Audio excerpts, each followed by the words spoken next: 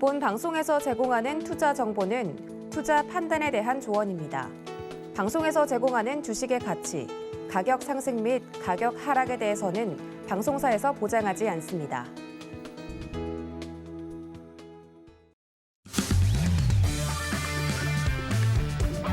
안녕하세요. 해외 시장 소식을 가장 빠르게 만나보는 시간, 해외 선물 신세계 리턴즈의 손자희입니다. 네, 미증시가 계속해서 하락세를 이어가고 있습니다. 간밤새 뉴욕 증시는 3대 지수 모두 일제히 내렸는데요. 개장 초 소비자 물가지수가 발표되면서 상승했지만 이내 하락세로 돌아섰습니다. 인플레이션 압력이 예상보다 높지 않은 것으로 확인됐지만 여전히 5%가 넘는 높은 물가 상승세를 유지하고 있는 모습입니다. 네, 8월 인플레이션율을 반영한 실질 임금은 하락한 것으로 나타났습니다.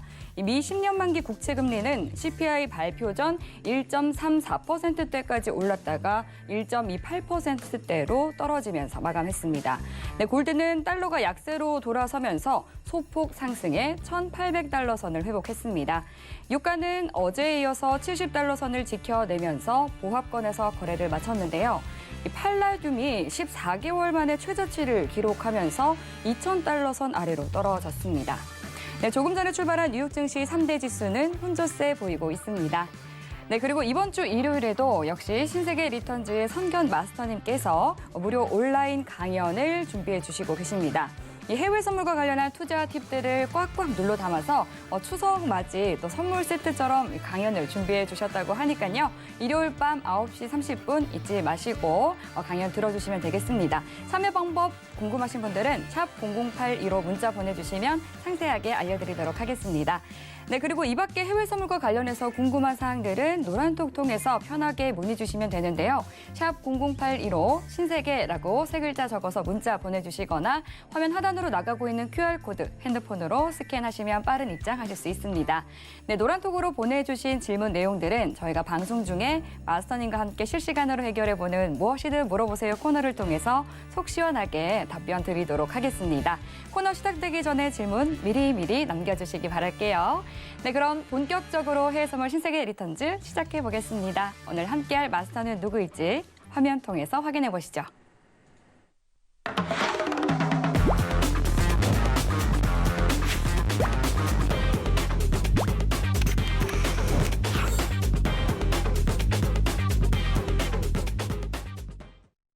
네, 오늘은 해왕 마스터님과 함께하겠습니다. 반갑습니다. 네, 인사 한 말씀 해주시죠. 네, 안녕하세요. 해왕입니다. 금일이 아니라 이번 주 한 주 이제 미증시가 이제 하락세를 좀 유지하고 있죠. 네, 저는 기술적 조정이라고 좀 판단을 하고 있는데 뭐 중요한 거는 이제 9월 이후 이제 4분기 들어서는 이제 10월 들어서 시장에 대한 조정 가능성이 아직까지도 열려요. 아직 제대로 된 조정이 아니다라고 판단을 하고 있고 오늘 이 부분 관련해서 나스닥 할 때 자세하게 설명을 드리도록 하겠고 그리고 오늘 영국 CPI 발표가 있었어요. 네, 영국 CPI 발표가 있었는데 이번 주 중요한 지표죠. 여러분들 16일, 17일 정확하게 금요일 날 있을 유럽 CPI입니다.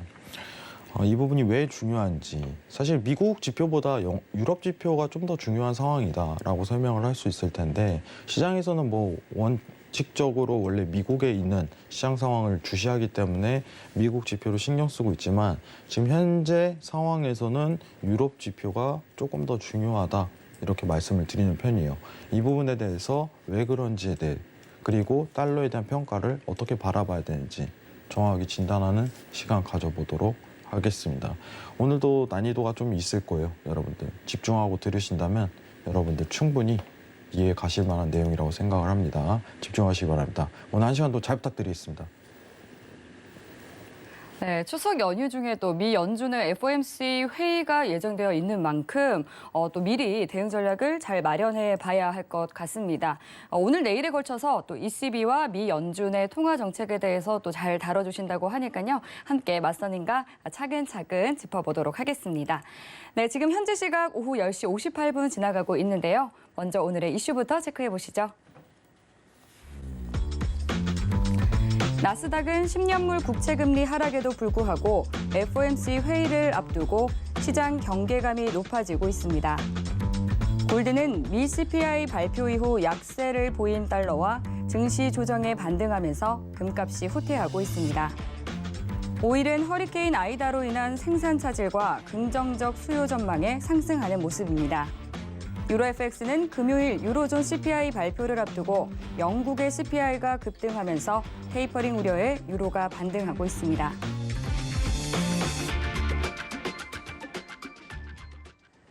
네, 나스닥부터 유로 FX까지 오늘의 주요 이슈 체크해봤습니다. 네, 그럼 이번에는 나스닥과 관련한 외신 기사 확인해 보도록 하겠습니다. 네, 오늘 가져온 외신 기사 제목은 어제 발표가 됐었던 소비자 물가지수와 관련한 기사를 가져와 봤는데요. For the Fed, inflation doesn't matter for now라는 제목인데요. 미국의 연준이 지금은 인플레이션 지표가 뭐 크게 중요하지는 않다라는 제목입니다. 네, 그럼 내용을 차근차근 살펴볼게요. 현지 시간 14일 월스트리트 저널에 따르면 미 연준은 물가 지표를 현재는 중요하게 생각하지 않을 것이다 라고 말했습니다. 인플레이션은 현재 상당히 높은 수준이죠. 노동부는 현지 시간 14일 8월 소비자 물가지수가 전달보다는 0.3% 오르고 전년 동기 수준보다 5.3% 상승했다고 발표했습니다. 인플레이션 추세를 보다 잘 파악할 수 있는 식품과 에너지 품목을 제외한 근원 소비자 물가지수는 전년 동기 대비 4% 상승했는데요. 하지만 현 시점에서 8월 물가 상승률은 연준의 단기 계획에는 거의 영향을 미치지 않으며 또 연준의 11월 회의에서 채권 매입을 축소하기 시작해서 내년 중반쯤 완전히 종료하는 것으로 방향을 잡은 것으로 보인다라고 말했습니다. 인플레이션은 지금부터 11월 사이에는 큰 변동성은 없을 것이기 때문에 실제로 테이퍼링의 시작을 늦출 수 있는 유일한 것은 정말 형편없는 고용 보고서뿐이다라고 말하는데요. 연준 위원들이 테이퍼링을 원하는 것은 금리를 인상할 때 자산 매입 프로그램이 유지되기를 원치 않기 때문이라는 것이 설명입니다. 이는 자산 매입 프로그램을 빨리 끝낼수록 긴축을 위한 선택권을 미 연준이 더 가질 수 있기 때문인데요.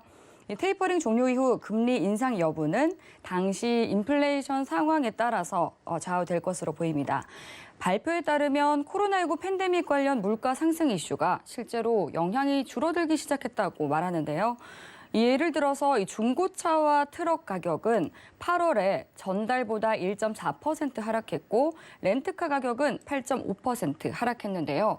중고차 가격이 하락한 것은 6개월 만에 처음이었다고 합니다. 내년 봄에는 반도체 칩 부족 문제 등 이 공급망 병목 현상이 완화될 것이라고 예상을 하면서도 하지만 코로나19 관련 영향이 일부 계속될 가능성이 여전히 있고 특히 근로자가 일터로 돌아오지 않으면서 임금 상승 압력과 높은 인건비가 또 물가에 영향을 미칠 수 있다라고 지적을 했습니다. 또 테이퍼링을 끝날 때쯤 연준은 금리 인상 시장 여부가 아니라 얼마만큼 인상해야 할지를 두고 논쟁을 벌일 수 있다라고 덧붙였습니다. 네, 이런 내용의 기사였는데요. 이제 또 소비자 물가 지수가 어제 발표가 됐고 내일은 또 소매 발표 지표로 발표를 앞두고 있고 또 마스터님께서 짚어주신 것처럼 금요일에는 또 유럽의 소비자 물가 지수 발표가 있는데요. 이렇게 기사에서 말한 것처럼 인플레이션 지표가 정말로 중요하지 않을지 보다 자세한 사항은 마스터님과 함께 이야기 나눠보도록 하고요. 먼저 현재 나스닥 시세부터 살펴보고 오겠습니다. 현재 나스닥은 0.08% 하락한 15,365포인트 지나고 있습니다. 네, 현재 나스닥 구간에서는 어떤 대응 전략 가져가야 할지 팻말 통해서 확인해 보겠습니다. 준비해 주시고요. 들어보겠습니다. 하나, 둘, 셋. 오늘은 매수인가요? 네. 네. 네, 매수 맞습니다. 네. 왜 매수로 보신 거죠? 사실 최근 진폭이어 하락세라는 모멘텀이 나오긴 하지만은 네. 너무 흔들어요. 흔들다 갑작스럽게 한번 내리는 상황이 연출되기 때문에 매매하는데 어려움이 좀 많으실 거라고 생각을 해요. 자, 일단 차트 한번 보도록 하겠습니다. 지금 차트 좀 길게 보면은 향후 조정에 대한 가능성은 더 추가적으로 열린다고 생각을 해요. 오늘 지금 현 시점에서 대응을 어떻게 하냐 이 집중력만 본다면은 저는 오히려 매수에 가깝다고 보고 있어요. 지금 보시면은 차트에서 자 9월 6일부터 이어져 오던 파동에 대한 저점 평가가 좀 이루어지는 구간이에요. 지금 이 채널 확인을 하시기 바랍니다. 그럼 단기간 모멘텀에 대한 상승력 유지 가능성이 지금 열린다 이렇게 판단하시면 좋을 것 같아요. 자 그러면은 전일 저점 있죠. 전일 저점 인근 이 구간대가 지금 바로 깨지기는 힘들 거다라고 판단하시고 지금 현 상황에 대한 매도 대응력보다는 이제 매수에 대한 단기 상승 포인트를 기억하시는 게 좀 더 좋을 것 같습니다. 저는. 네, 반등, 조정대에 대한 상승으로 아시겠죠? 지금은 제가 누누이 얘기하지만 오버롤에 대한 플레이 이제 쉽게 얘기해갖고 오늘 데일리 트레이딩에 대한 염두만 해야 되지 당분간은 어떻게 보면은 오버나잇 오버롤에 대한 플레이 이제 다음 날까지 끌고 가는 그 타이밍은 저는 적절치 않다고 보고 있어요. 그거는 이제 트리거가 발생했을 때 언제냐? 4분기 27일 이후라고 판단을 해요. 27일 이후. 27일 날 채권 발행에 대한 어떤 가능성이 시사되기 때문에 그때 제대로 된 트리거가 발생할 수 있을 가능성이 높다라고서 평가를 드리는 편입니다. 그럼 지금 매수상 위치를 좀 표현을 하자면은 손절 짧게 보시고 13,555포인트, 손절을 13,540포인트 이렇게 한번 단기 평가 이루시는 건 나쁘지 않을 것 같아요. 자, 진입을 이 하단 구간 그리고 매수 포인트로 손절을 짧게 15,340포인트. 다시 말씀드릴게요. 15,355포인트 진입, 손절을 15,340포인트. 이렇게만 염두하시는 게 좋을 것 같습니다. 이거 체크를 하세요. 지금은 단기 반등 구간이다 라고서 평가하시는 게 좋습니다. 저점에 대한 표현력이 드러났으니까. 그럼 만약에 15,330포인트가 밀린다면 오늘 추가 하방세가 완전히 밀린다고 하고 전략을 변경을 해야겠죠. 그만큼 손절을 짧게 구성을 해야 되는 단가입니다. 지금 상황은 저점에 대한 유지력이 어느 정도 드러난 게 차트에서 나왔기 때문에 이 자리죠. 이 매물대 자체가 깨지기가 지금 당장 힘들 것이다 이렇게 평가하고 있습니다. 제가 이거를 한번 보여드릴게요. 자, 지금 보시는 차트가 이제 나스닥 일봉인데요. 저항이 유지가 되죠, 확실히. 제가 최근 이제 15,700포인트에서 추가적인 상승을 좀 기록하기는 힘들 것이다, 위험하다라고 얘기를 드렸는데 여러분들 지금 무서운 게 뭔지 아세요? 여러분들, 자 이게 아직 조정이 아니라는 거예요. 최근 매물대가 이제 고점 포인트를 맞았지만은 지금 눌릴 수 있는 구간이 14,000 레벨링까지 열린다라고 가정이 일단 1차로 열리는데 이 하락세에 대한 모멘텀 시작은 사실상 트리거가 아직까지 없다는 거예요. 자, 지금 있는 매도에 대한 부분은요, 단순히 기술적 조정에 해당이 됩니다. 기술적 조정.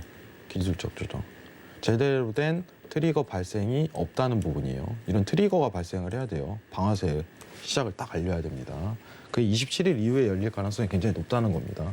그럼 지금은 제대로 된 어떤 원웨이 매도, 계속적인 매도를 봐야 하는 그 명분이 굉장히 부족해요, 사실. 흔들면서 단순히 기술적 조정에 해당되는 구간이다라고 평가를 하고 있어요. 그래서 데일리 트레이딩만 하시는 게 좀 더 적합하다라고 평가를 드립니다. 네, 일단은 이 부분 관련해 갖고 제가 노란톡에다 추가로 올릴 텐데 오늘 노란톡이 좀 공격을 당했어요. 여러분들 참고하시고요. 이 부분 조치 들어간다니까 시청하시면서 좀 양해 부탁드리도록 하겠습니다. 여러분들 오늘 안으로 조치 된다고 하니까 크게 문제 없을 것 같아요. 자, 그리고 제가 이제 지난주 22 통화 정책에 대해서 이번 주 CPI를 좀 기다려야 된다 이 얘기를 드렸었는데 그 이유를 좀 자세하게 설명을 드릴 거예요. 자, 일단은 PPT를 좀 보면서 얘기를 해보죠. 네. 잠시만요. 소비자 물가지수 발표에 대해서는 좀 예상하신 대로 나온 건가요? 사실 이제 미국 CPI는 제가 크게 우려하지는 않았어요. 네. 미국은 사실 이제 제어를 잘 할 거기 때문에 물가 급등에 대한 우려도 없을 뿐더러. 네. 그리고 사실 시장이 내다보는 거는 미국 쪽에서 테이퍼링을 한다는 입장이기 때문에 물가가 급등하더라도 크게 문제가 없을 것이다라고 저는 어차피 판단합니다. 방향이 잡혀있기 때문에. 네, 방향이 잡혀있기 때문에. 예. 근데 유럽은 좀 다르다 이거예요. 유럽은 아직 상황이 안 되는데 얘네가 테이퍼링 한다고 저는 의심을 합니다. 언론에서 막 테이퍼링 가능성이 있다, 열린다, 할 거다라고 얘기했지만 글쎄 라는 표현을 했었어요. 저는. 네. 근데 실제로 안 했었고, 근데 이번 주에 다들 이제 미국 CPI죠. 전일 같은 경우는 미국 CPI 집중했지만 예. 저는 일단은 미국 CPI는 크게 집중 요소가 아니다. 자, 우리가 물가에 집중하는 이유가 뭘까요? 테이퍼링 시기를 가늠해 볼 수 있어서 그렇지 않나요? 그 테이퍼링 한다 안 한다에 대한 여부를 따지는 거예요, 원칙적으로. 네. 근데 미국은 테이퍼링 하잖아요. 그죠? 네. 다만 시장에서 미국한테 궁금한 거는 이 테이퍼링에 대한 그냥 강도거든요. 얼마만큼에 대한 기간을 할까 이건데 예. 그래서 물가를 보는 거예요. 단순하게. 여러분은 굉장히 간단하게 생각해요. 테이퍼링 하냐 안 하냐 이거 보기 위해서입니다. 그죠? 근데 미국 같은 경우는 이미 다들 할 거라고 알고 있어요. 이번 달 비농업 고용지수가 좀 낮게 나왔는데 제가 내일 FOMC 회의를 프리뷰를 할 거예요. 미리. 근데 뭐 이번 회의 때는 어떤 테이퍼링에 대한 어떤 시장 강도 가능성만 측정 이렇게 들어갈 가능성이 높습니다. 근데 문제는 뭐냐면 중요한 거는 이제 미국에 대한 테이퍼링 입장이 아니다. 이거예요. 우리는 테이퍼링을 왜 봅니까? 시청자분들 한번 고민을 해보죠. 왜 테이퍼링에 집중해요? 계속해서 지금은 유동성이 굉장히 풍부한 시장인데 네. 이 유동성이 줄어들게 되면 내가 투자한 이 시장이 좀 조정이 와서 그렇게 할 수도 볼 있죠. 수도 근데 있고. 증시 관련해서는 제가 문제 없다고 얘기를 먼저 드렸었는데 네. 증시 관련해서 문제 없다. 근데 저는 달러 보려고 테이퍼링을 확인을 하는 편이에요. 네. 달러를 보기 위해. 달러 보려고 하는 거예요. 달러 보려고. 그런데 테이퍼링을 해도 달러가 크게 움직이지 않을 수 있다 뭐 이런 말들이 나오는데 그 말은 어떻게 생각하세요? 정확하게 얘기하면은 예. 미국에서 테이퍼링을 해도 달러가 움직이지 않는 게 아니라 갑작스럽게 유럽도 같이 테이퍼링하면 달러가 안 움직인다라는 표현을 할 수 있을 것 같아요. 유럽 쪽이 그러니까 상당히 변수예요. 네. 그래서 제가 유럽 CPI를 좀 집중을 하고 있어요. 각종 외신이라든가 언론에서는 사실 유럽은 네. 미국 대비해서 좀 집중적으로 표현은 안 하잖아요. 그렇죠. 근데 유럽을 같이 봐야 돼요. 자, 일단은 화면 한번 같이 보면서 얘기를 하겠습니다. 네. 자, 일단 ECB에서 지난주에 이제 테이퍼링을 하지 않는다고 정확하게 못은 박았죠.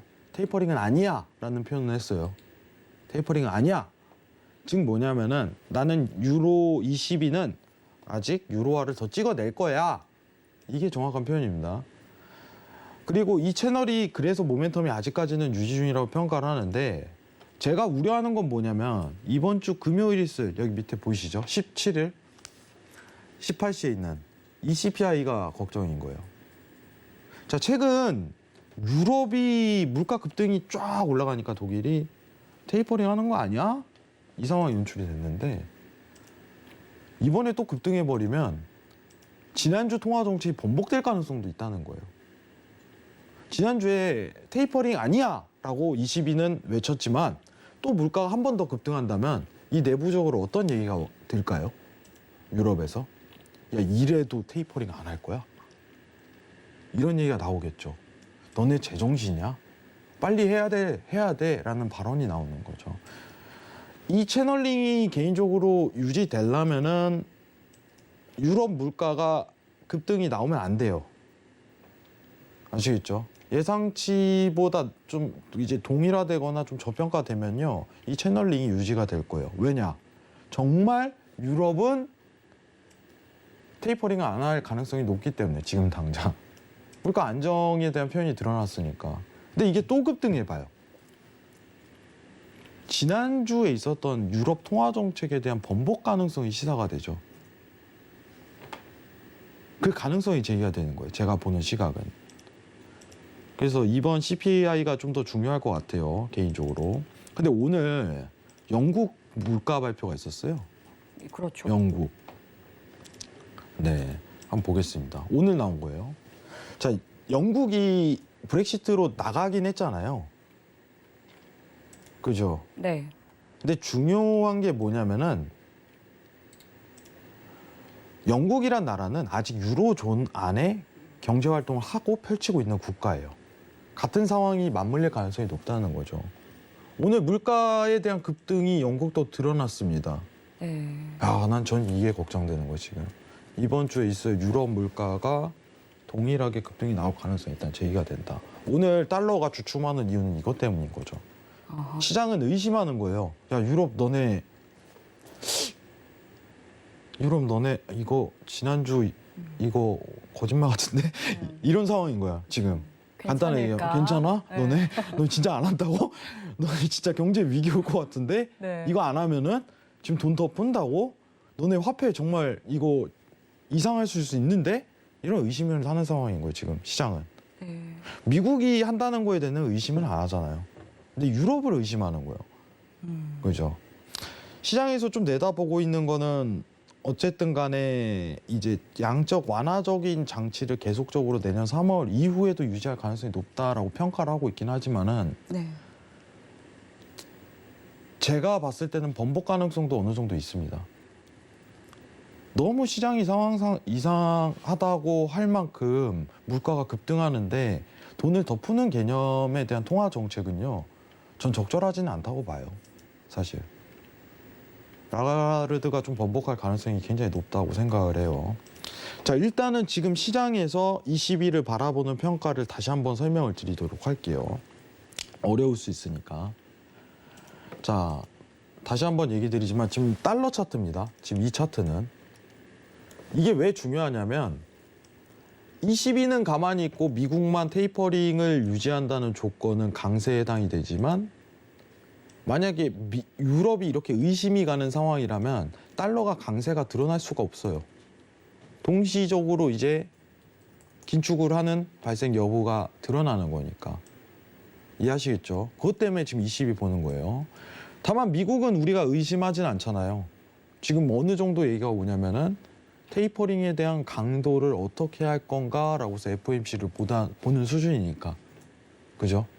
근데 22는 지금 테이퍼링을 할 수도 있겠네라는 단계이기 때문에 집중적으로 22를 보는 게 좀 더 순서라고 보고 있어요. 난데없는 물가 급등으로. 자, 그러면은 22에 대한 지금 현 상황을 한번 점검을 해보죠. 자, 일단 이번 달에 나왔던 22에 대한 통화 정책은 PPP 매입 속도 조절 이거죠. PPP. 자, PPP 어렵게 생각하지 마세요. 그냥 중앙은행이요, 정책을 다 써버렸으니까 하나 새로 만든 거예요. 이번에 이제 팬데믹 발생하고 나서 작년에. 그게 PPP예요. 팬데믹 긴급 대출 프로그램입니다. 영어로는 제가 기억이 잘 안 나네요. 근데 한글로는 팬데믹 긴급 대출 프로그램. 그러니까 만든 거예요, 그냥. 아시겠죠?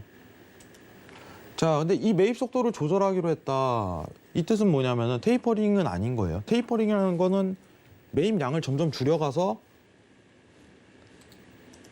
그 화폐를 덜 발행하는 거죠, 점점. 왜냐하면 중앙은행이 채권 매입을 하기 위해서는 유로화를 찍어내야 될 거 아니에요. 결국은 아직은 유로화를 더 찍어내겠다는 게 지금 이번 달 22 통화 정책에 대한 회의입니다. 유로화 더 찍어낼 거야. 아직은 아니야. 다만 속도만 좀 조절할게. 이겁니다. 아시겠죠? 이번 달, 지난달까지 너무 많은 양을 찍어냈으니까 좀 속도 조절 좀 해볼게. 뭐라도 얘기를 했어야 됐죠. 왜냐? 독일이 너무 물가가 급등하는 상황이니까. 그죠? 자, 근데 라가르드 이제 22 총재가 긴축으로 해석되는 거를 굉장히 경계해요. 왜냐하면 시장이 위험이 가니까. 그래서 테이퍼링이 아니다라고 정확하게 얘기를 했어요. 테이퍼링이 아니야. 너무 과도한 해석을 하지 마. 자, 실제 ECB도 어떻게 보면 최근 나왔던 물가 급등은 굉장히 일시적이라는 평가를 내비쳤어요. 지금 보시면은 조금 옅은 파란색이 6월 전망치고 좀 진한 파란색이 이제 9월 전망치예요. 이번 물가에 대한 궤적이죠. 근데 향후 어쨌든 간에 내려갈 거야라는 평가를 하고 있는 입장입니다. 그건 무슨 뜻이에요? 지금은 이번에 나온 물가 급등은 좀 일시적인 현상뿐이야. 너무 우려하지 마. 미국이랑 똑같죠. 미국도 최근에 그랬었잖아요. 근데 저는 이게 무서운 거예요. 미국은 어떤 오퍼레이션 트위스트 전략이라는 걸 통해 갖고 물가를 조절할 수는 있지만은 ECB는 아니란 말이죠. 이런 조절 능력이 없단 말이죠. 시장이 우려하는 건 이런 거예요. 상황이. 우리가 ECB 물가에 대해서 좀 더 집중을 해야 되는 이유는 또 한 번 급등이 나와버린다면 시장은 또 의심을 할 거란 말이죠. 야, 이래도 테이퍼링 안 할 거야? 이래도 안 할 거야? 그러면은 달러화가 강세 조건이 해당이 안 되는 거죠. 그때부터는.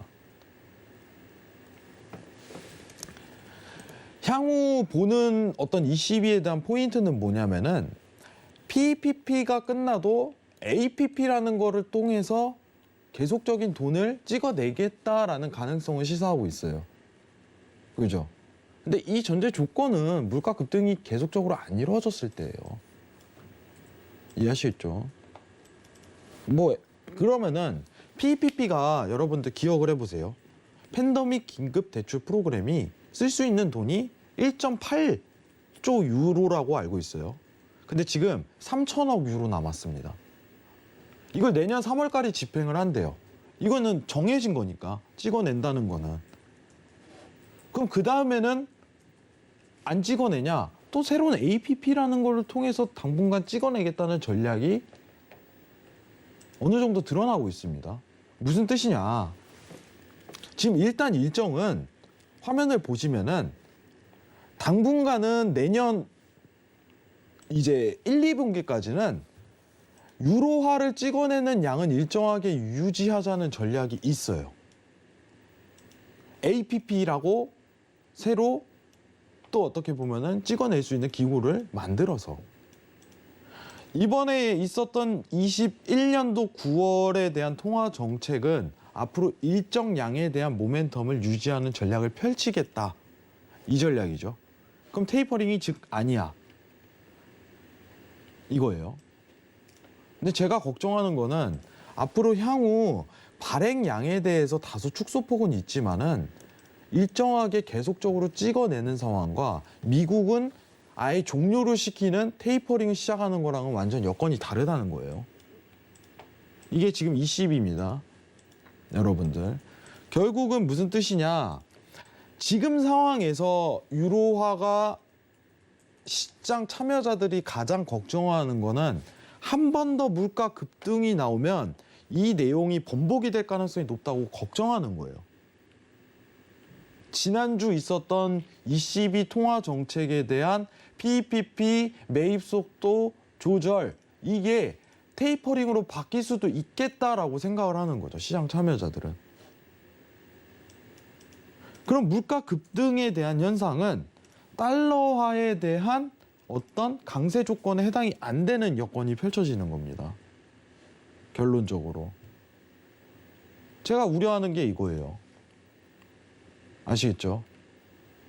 이게 달러 차트인데 ECB가 물가 급등 나와서 시장 참여자들이 야, 얘네도 이제 테이퍼링을 해서 유로화를 덜 찍어낼 수 있겠네라는 판단이 드는 순간 이 강세 조건은 해당이 안 된답니다.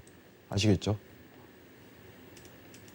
저희가 걱정하는 게 이겁니다. 물가 확인하고 가자는 게 이유예요.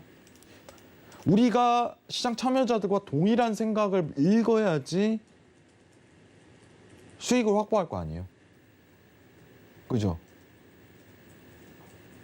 만약에 유로화가 정말 일시적인 급등일 뿐이라면은 시장 참여자들은 마음을 놓겠죠. 진짜였네? 얘네 더 찍어내겠네? 달러, 그러면은 미국만 테이퍼링 하는 걸로 집중을 하면 되겠다. 근데 물가가 한 번 더 급등을 해봐요. 와, 얘네 제정신이야, ECB? 이러겠죠. 야, 이래도 테이퍼링 안 한다고? 너네 뭐 이제 이 유로화의 화폐를 없애버릴 셈이야? 물가 급등이라는 건 뭐예요? 화폐에 대한 가치 훼손이에요. 그죠? 그래서 테이퍼링을 하는 거예요. 물가가 올라가면은 화폐에 대한 발행량을 줄여가지고 화폐의 훼손 가치를 없애야 될 거 아니에요. 이해하시겠죠? 그래서 테이퍼링에 대한 기준치는 물가예요. 원칙적으로. 최근에 미국이 고용으로 바뀌었던 거는 어떤 파월의 연설이 있었기 때문에 이번 연도 상반기 때 그것 때문에 그런데 원칙적으로는 물가입니다. 여러분들. 그래서 제가 얘기 드리는 결론은 내일 모레 지표가 정말 핵심 같아요. 저는 미국 지표 사실 신경 안 썼어요. 왜냐? 미국은 어차피 테이퍼링 하는 걸 모두가 알고 있잖아요. 그죠? 다 알고 있어요. 앵커님도 알고 있고 저도 알고 있고 우리 모두가 알고 있어요. 미국 하겠네. 강도가 중요할 뿐이지. 강도만 좀 보면 되겠다. 왜냐? 이거 6개월 할 거냐? 한 달에 150억씩 줄일 거냐? 100억씩 줄일 거냐? 중요한 건 뭐예요? 그냥 한다는 거야. 우리가 이거를 보는 이유는 뭐예요? 테이퍼링 보는 이유? 제가 얘기했잖아요. 증시에 영향 없다고. 그죠? 증시에 왜 영향이 없어요? 국채 금리 급등에 대한 요인이 아니라고, 테이퍼링은. 시장이랑 맞물릴 수는 있다고 얘기해요. 맞물릴 수 있다고. 제대로 평가를 하시라고 얘기 드립니다. 시장에서 지금 조정이 오고 있잖아요. 또 이제 쏟아지는 거예요. 언론에서는. 테이퍼링인가? 결국 테이퍼링 때문인가? 미증시가 떨어진 게 결국 테이퍼링인가? 제가 이런 얘기가 나올 거라고 했잖아요. 뻔히. 그죠? 근데 결국은 뭐냐면은 우리가 지금 테이퍼링을 보는 직관적인 이유는 달러화에 대한 방향성 보는 게 오히려 냉철한 평가일 것이다라고 저는 생각을 해요. 뭐 달러화 관련해서 이제 주된 상품이 이제 골드, 유로 이렇게 볼 수 있겠죠. 그죠? 그게 포인트가 드러날 거예요. 저는 그게 낫다고 생각을 합니다. 그러니까 이해하시기 바랍니다. 결론만 내드릴게요. ECB 지난주에 테이퍼링 아니야라고 외쳤지만 이번 주 지표에서 확실하게 물가가 낮아지는 걸 봐야지 시장의 의심이 풀릴 것이다라고 생각합니다.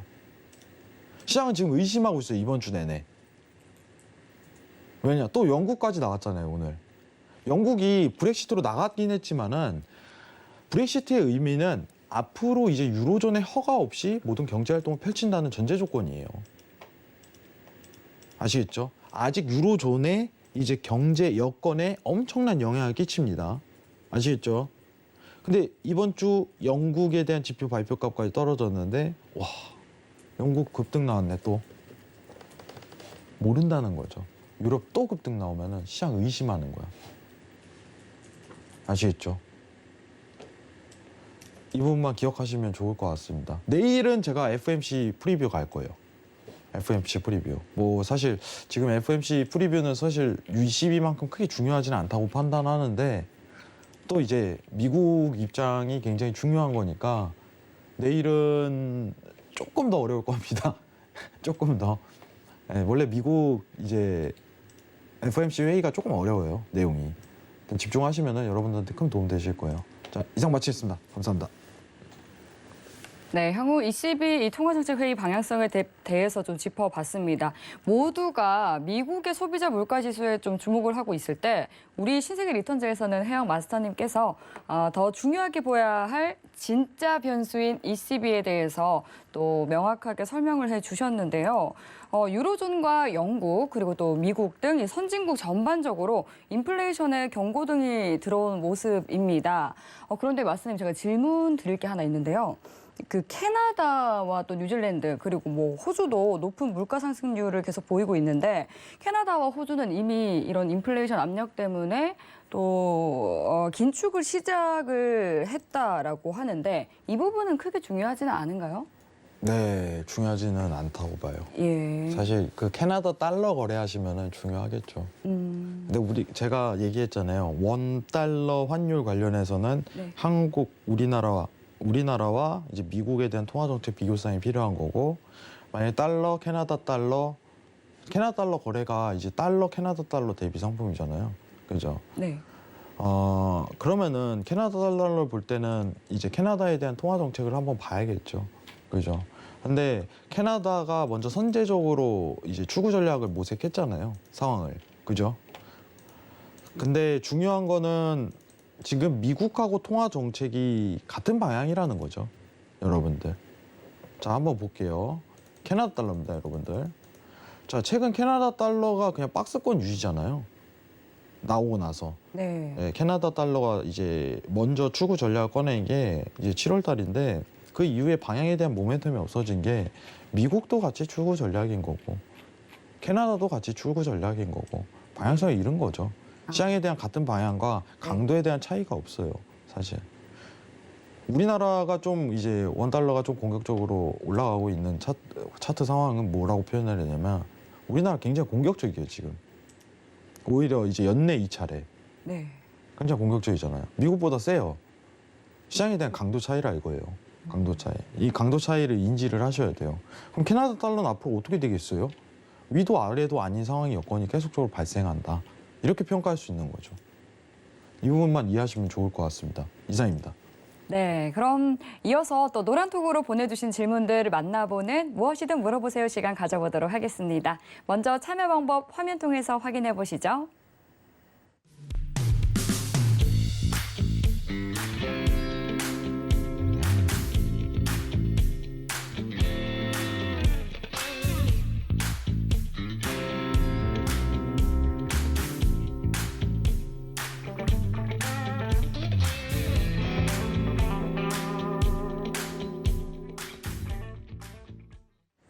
네, 첫 번째 질문 바로 만나보도록 하겠습니다. 정학수님께서 보내주신 질문이고요. 달러가 약세면 증시가 강세장으로 알고 있는데 앞전 방송에서 어떠한 이유로 코스피와 원화를 연관짓지 말라고 하셨는지 궁금합니다. 이렇게 질문 보내주셨네요.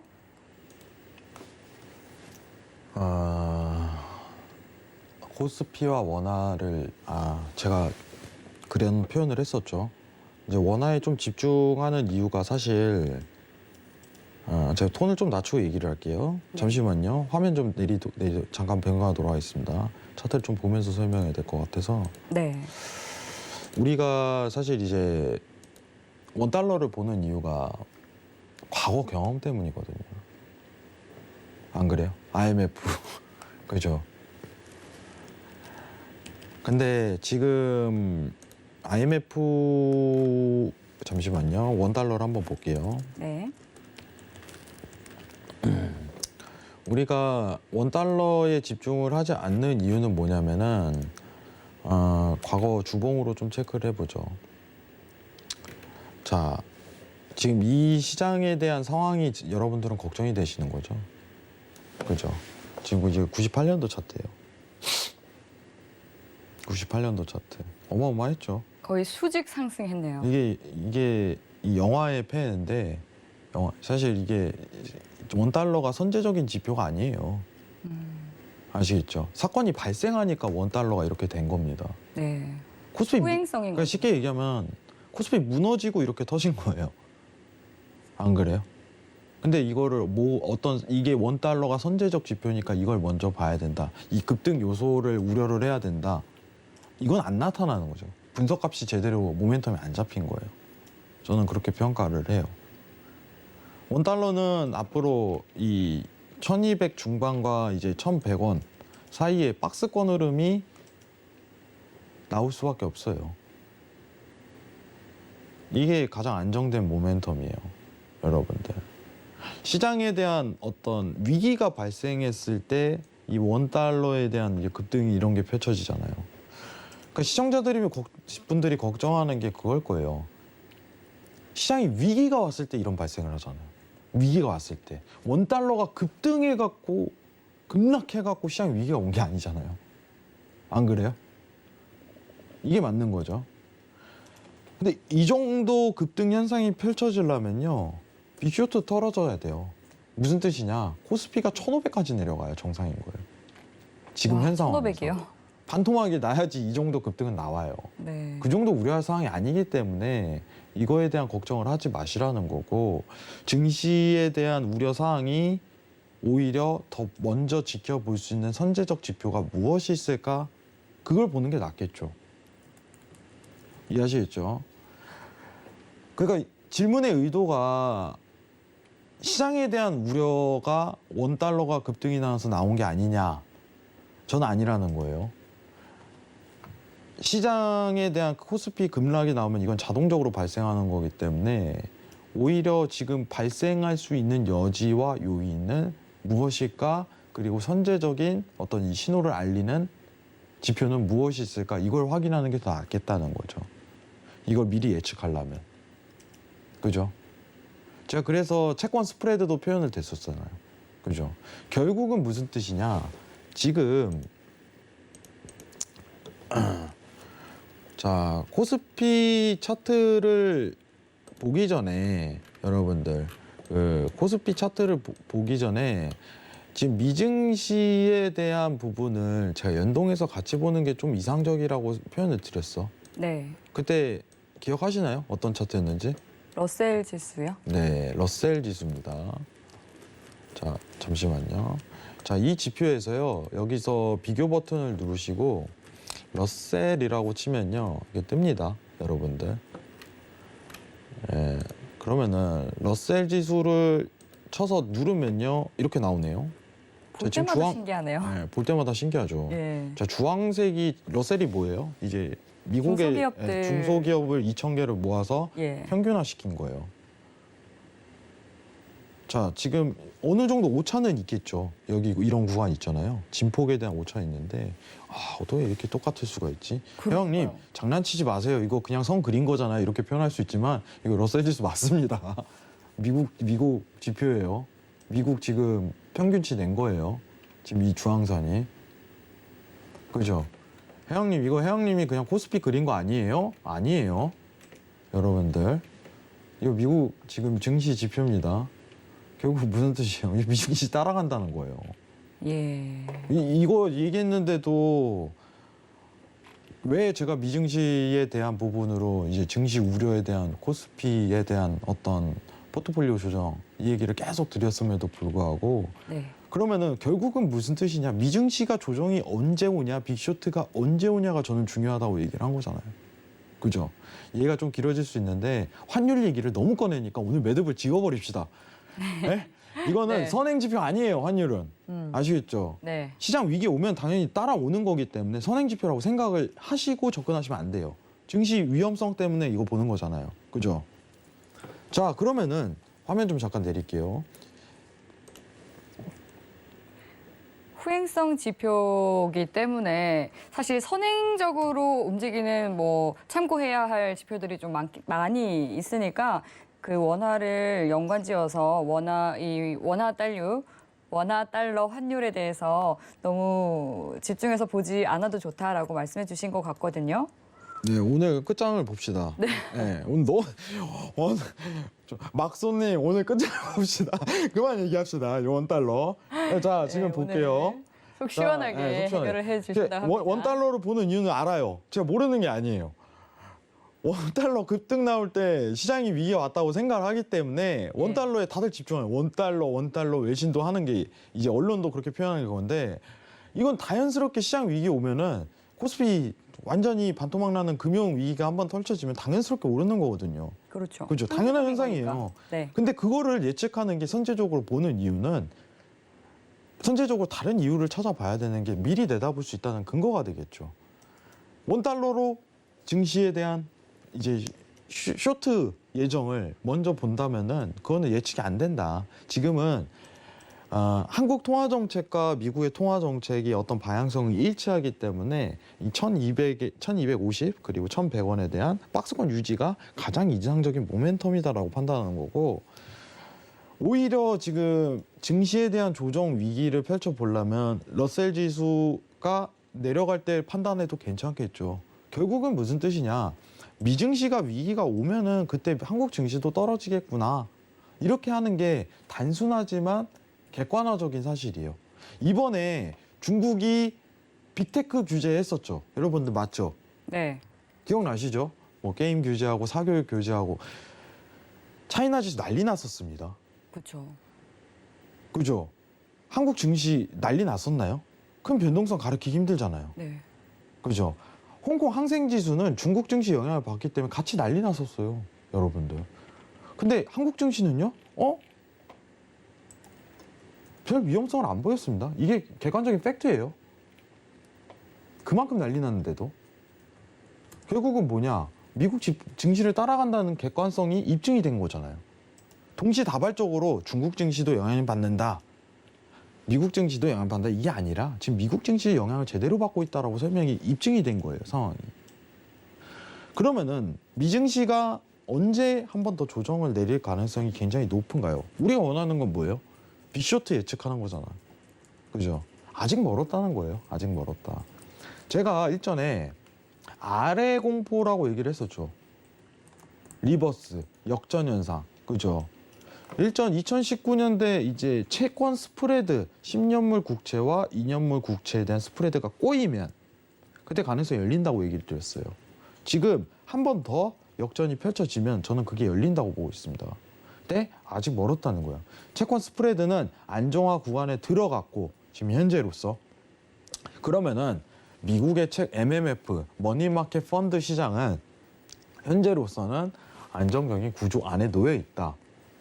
지금 제가 얘기하는 4분기에 대한 시장 조정이죠. 그죠? 조정설. 이렇게 얘기하죠. 시장에 대한 조정설이라고 얘기하지 시장에 대한 빅쇼트라고 얘기하지 않았잖아. 그죠? 단숨에 눌림에 대한 진폭 구간으로 표출을 하고 있는 겁니다. 10% 조정설. 10%면 뭐예요? 여러분들? 미증시 1400레벨링 그 정도예요. 우리 엊그제 만 스탁이라고 했는데 14,000까지 떨어져도 전혀 이상하지 않습니다. 기술적 조정 하나 해당으로. 그죠? 근데 그거에 대한 시장에 대한 가능성만 시사되고 있는 상황이다. 이렇게 평가만 하고 있는 거예요. 원달러 안전합니다. 네. 막손님, 맞습니다. 원달러 안전합니다. 박스 형태예요. 예. 지금 시장에 대한 이건 선제적인 지표가 아니에요. 원달러는 절대. 판단하고 계시면 좋을 것 같아요. 이상입니다. 네, 오늘 환율에 대해서 정말 매듭을 꽉 조여주셨는데요. 조막수님께서 또 이 간지러운 부분이 시원히 해결되셨길 바라면서 저희가 또 어느새 마칠 시간이 다 됐어요, 막수님. 오늘 매듭을 네, 지어보려고. 열정적으로 막수님 오늘 열정적으로 환율에 대해서 또 얘기해 주시다 보니까 시간이 이렇게 빨리 흘렀는데 마무리하기 전에 한 말씀 덧붙여 주시죠. 코스피 단기 전망은요. 저는 2,800선까지 눌릴 수 있다고 생각해요. 네, 4분기에. 2,800선이요? 네, 저는 왜냐면 고점을 3,500선을 보고 있는데 예. 사실 힘을 너무 못 받아요. 시장이 여러분들 증시가 오르길 기원한다면 미국에 대한 공화당과 민주당이 싸우길 원하세요. 그러면 시장 올라가요. 싸워야 돼요. 더 싸워서 국채 발행 안 하게끔.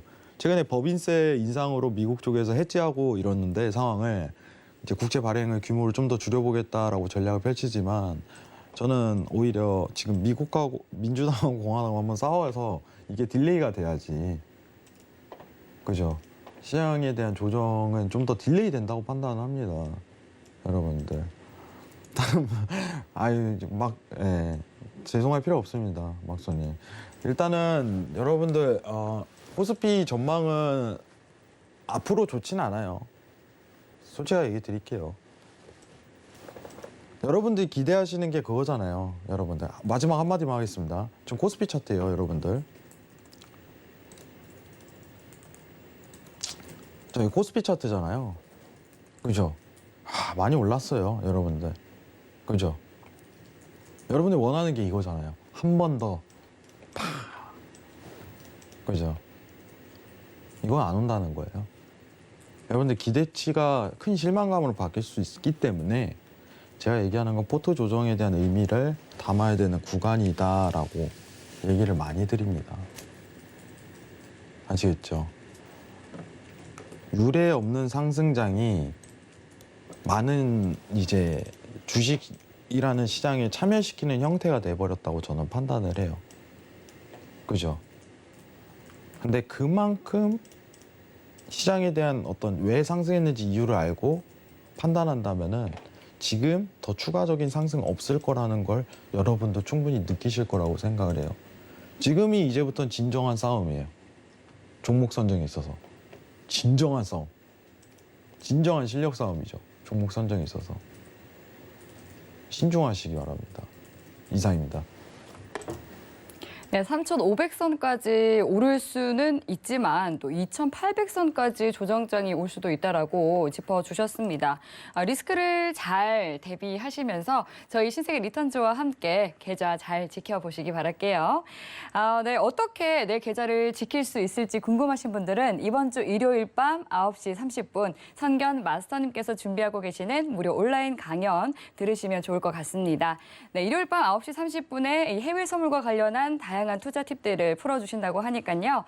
참여하고 싶으신 분들은 샵 0082로 문자 보내주시면 저희가 참여 방법들 상세하게 알려드리도록 하겠습니다. 네, 그리고 또 이 밖에 해외 선물과 관련해서 궁금한 사항들은 노란톡으로 들어오셔서 주저하지 마시고 편하게 질문 보내주시면 되겠습니다. 샵 0082로 신세계라고 문자 보내주시거나 화면 하단으로 나가고 있는 QR코드 핸드폰으로 스캔하시면 빠른 입장하실 수 있습니다. 네, 참고로 본 방송에서 제공하는 정보는 투자 판단에 대한 조언일 뿐 해당 상품의 가치나 수익률을 보장하지 않습니다. 서울경제TV는 자본시장 통합법을 준수합니다. 1:1 투자 상담과 유사 수신행위 등 모든 불법 사항을 엄중히 금지합니다. 네, 오늘 저희가 준비한 내용은 여기까지입니다. 내일 더욱더 알찬 내용 들고 찾아뵙겠습니다. 함께해 주신 여러분 고맙습니다.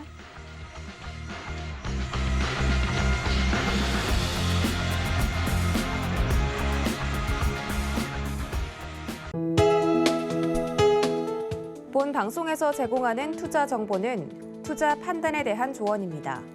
방송에서 제공하는 주식의 가치, 가격 상승 및 가격 하락에 대해서는 방송사에서 보장하지 않습니다.